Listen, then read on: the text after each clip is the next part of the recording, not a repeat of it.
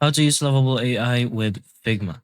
So since in Lovable AI or in Figma itself, there's no actual feature where you can connect both at the same time.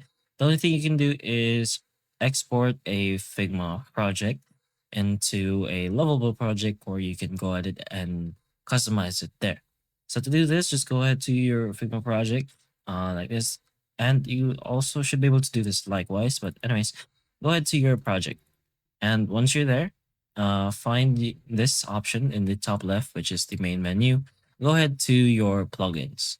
So press on manage plugins and search for builder.io. This way you will be able to connect it with your Lovable AI. Once you find the plugin, just go ahead and open it and press on run in the bottom right corner.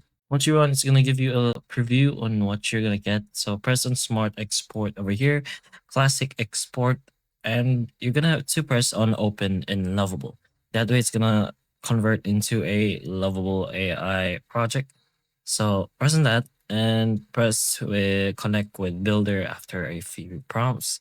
And once you press on Connect with Builder, it's going to convert it into a Lovable project. But that's pretty much how you can technically connect your both projects from Lovable AI or from Figma to Lovable AI.